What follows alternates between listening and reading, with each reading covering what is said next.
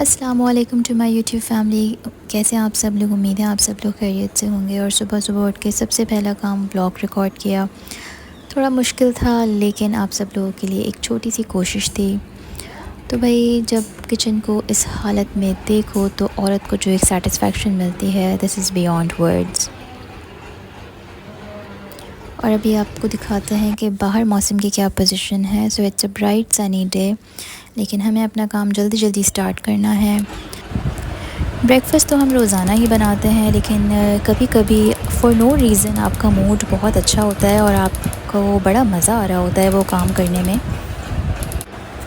Breakfast जो है वो मुझे जल्दी जल्दी बनाना होता है। एक तरफ़ मैं जो है वो चाय बनाने रख देती हूँ, एक तरफ़ स्लाइस टोस्ट करने रख देती हूँ और एक तरफ़ एग्स फ्राई जो है वो हो रहे होते हैं, या अगर ऑमलेट बनाना होता है तो वो बन जाता है।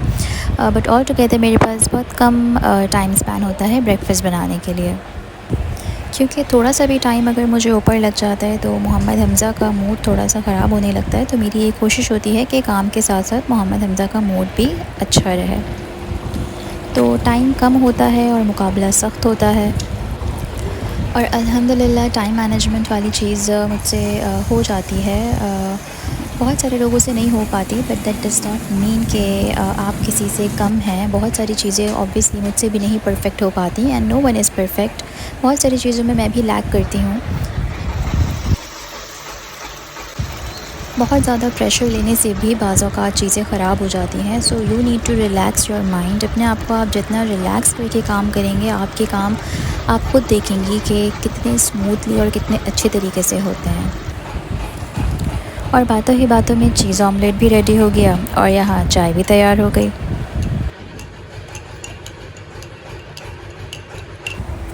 बस फिर सुबह की जो एनर्जी होती है उसकी तो बात ही और होती है। और नाश्ता करने के फ़ौरन बाद अगर आप अपनी रूटीन वर्क में लग जाते हैं तो आपके काम फ़ौरन से टाइमली भी हो जाते हैं। इसी क्लीनिंग प्रोसेस के दौरान मेरे जहन में कुकिंग की प्लानिंग भी चल रही होती है, और जैसे ही मुझे मौका मिलता है तो मैं फ़ौरन से अपनी नमाज़ भी पढ़ लेती हूँ।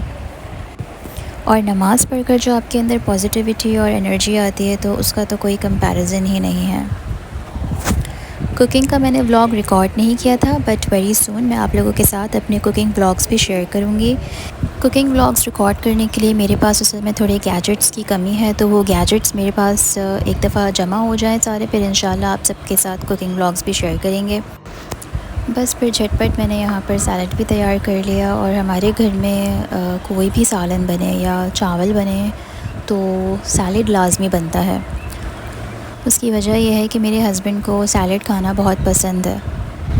उनकी थिंकिंग ये है कि एटलीस्ट इसी तरीके से हमारी बॉडी के अंदर जो है वो कच्ची सब्ज़ियाँ चली जाती हैं, क्योंकि पक्की हुई सब्ज़ियाँ तो हमें खाने का इतना शौक़ है नहीं। इसके लिए मैंने सिर्फ़ एक प्याज, एक टमाटर और एक कैरेट जो है वो ली थी।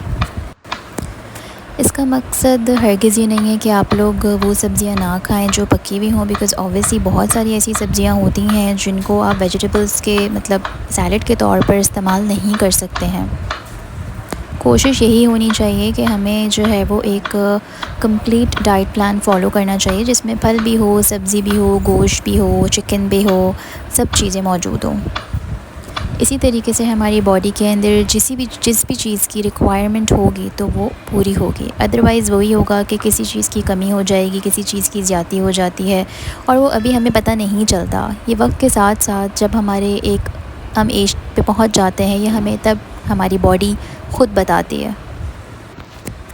तो भाई यहाँ हो गया हमारा मज़ेदार सा ये सैलड रेडी, और बस इसके अंदर मैं सिर्फ सॉल्ट की सीजनिंग देती हूँ। और फिर इस दौरान जो किचन की हालत होती है वो तो आपको पता चल ही जाता है। बस फिर हम लोग आहिस्ता आहिस्ता अपना जो है वो फटाफट से किचन भी क्लीन कर लेते हैं। और इसी तरह सही रहता है कि जहाँ आप काम करें वहीं हाथ के हाथ जो है वो अपना फैलावा समेट भी लें। इस तरह आपके ऊपर ख़ुद भी बर्डन नहीं आता, क्योंकि अलग से खड़े होकर सफाई करना थोड़ा सा मसला हो जाता है। और जो सेटिस्फेक्शन आपको अपने हाथ से काम करने में मिलता है वो किसी और के काम करने में नहीं मिलता। और जब आप इन सब चीज़ों का एंड रिज़ल्ट देखते हैं तो जो खुशी आपको मिलती है वो किसी और के करने से नहीं मिलती, क्योंकि जब आप काम ख़ुद कर रहे होते हैं तो आप अपने हिसाब से कर रहे होते हैं, आपको पता होता है कि क्या करना है, किस तरह करना है। और जब आप दूसरे से करवा रहे होते हैं तो आपको जो बातें जिस तरीके से पता होती हैं वो दूसरे को पहले समझानी होती हैं, अपनी जो बातें होती हैं पहले अगले बंदे तक कन्वे करनी होती हैं। और फिर ऑब्वियसली इस बात की भी कोई गारंटी नहीं है कि जैसा आप चाह रहे हैं अगला बंदा आपको वैसा ही काम कर दे।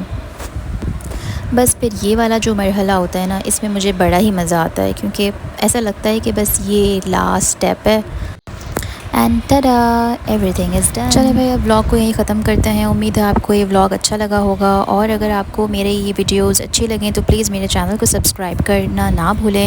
And for more exciting videos please keep watching my channel. अल्लाह हाफिज़।